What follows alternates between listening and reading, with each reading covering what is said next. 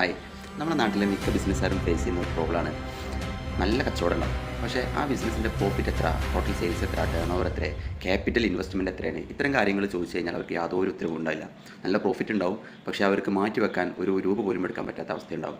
ഇതുപോലത്തെ ഒരു സിറ്റുവേഷനിലുള്ള എൻ്റെ വളരെ അടുത്ത ബന്ധപ്പെട്ട ഒരാളുടെ ബിസിനസ് ഞാൻ ഈയിടെ പരിചയപ്പെടുകയുണ്ടായി.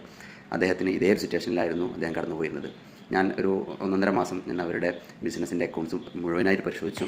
അവരുടെ ബാലൻസ് ഷീറ്റ് കൃത്യമായിട്ട് അനലൈസ് ചെയ്യുകയും അത് ഒരു പ്രോപ്പറായിട്ട് സെറ്റപ്പ് ചെയ്യുകയും ചെയ്തു. ആദ്യമായിട്ട് ഫങ്ഷനല്ലാതെ വളരെ ബഗ്സൊക്കെ ഉണ്ടായിരുന്ന ഒരു സോഫ്റ്റ്വെയർ ഉണ്ടായിരുന്നു, അത് മാറ്റി ടാലി ഇൻസ്റ്റാൾ ചെയ്തു.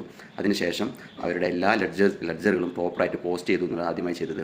മിക്ക കടകളിലും ലൈക്ക് കോണ്ടൻറ്റ് പോസ്റ്റിലിരിക്കുന്ന ആളുകൾ അവർ സെയിൽസ് ബില്ലിങ് ചെയ്യും, പർച്ചേസ് എൻട്രിയും ചെയ്യും, ബാക്കിയുള്ള കാര്യങ്ങൾ അവർ ചെയ്യില്ല. കുറേ എക്സലിൽ, കുറേ നോട്ട്ബുക്കിൽ ഇങ്ങനെയൊക്കെ ആയിരിക്കും ഉണ്ടാവുക.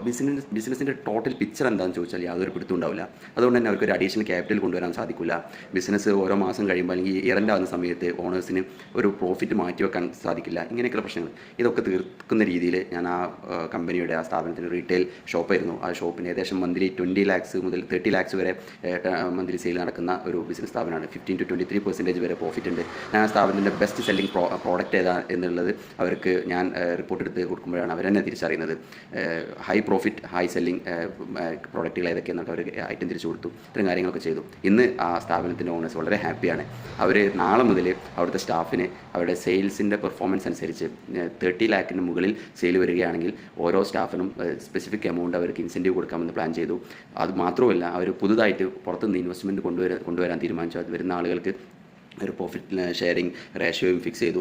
ഇന്ന് അവർക്ക് സമാധാനമായിട്ട് അവരുടെ ബിസിനസ്സിനെ മാനേജ് ചെയ്യാൻ പറ്റും. കാരണം ഇന്ന് അവർക്ക് ക്ലാരിറ്റി ഉണ്ട്. പാർട്ട്നേഴ്സിൻ്റെ ടോട്ടൽ ഇൻവെസ്റ്റ്മെൻറ്റ് എത്രയാണ്, കഴിഞ്ഞ വർഷത്തെ ടേൺ ഓവർ എത്രയാണ്, പ്രോഫിറ്റ് എത്ര, എക്സ്പെൻസസ് എത്രയാണ്, പർച്ചേസ് എങ്ങനെയാണ്, സ്റ്റോക്ക് എങ്ങനെയാണ്, എല്ലാ കാര്യത്തിലും അവർക്ക് ഇപ്പോൾ ഇന്ന് ക്ലാരിറ്റി ഉണ്ട്.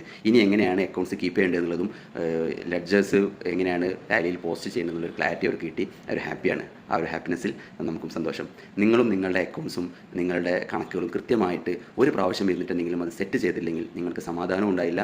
അതുപോലെ നിങ്ങൾക്ക് നിങ്ങളുടെ ബിസിനസ്സിൻ്റെ പ്രോഫിറ്റ്, ബിസിനസ്സിൻ്റെ ബെനിഫിറ്റ് നിങ്ങൾക്ക് അനുഭവിക്കാൻ സാധിക്കില്ല. ക്യാഷ് ഫ്ലോ ഇല്ലാതെ നിങ്ങൾ വളരെ ബുദ്ധിമുട്ടും. അപ്പോൾ ഇത്തരം കാര്യങ്ങൾ എല്ലാ ഓണേഴ്സും ഏതെങ്കിലും ഒരു പോയിന്റിലെങ്കിലും ചെയ്തുകൊണ്ട് നല്ല രീതിയിൽ പോവുക. Thank you.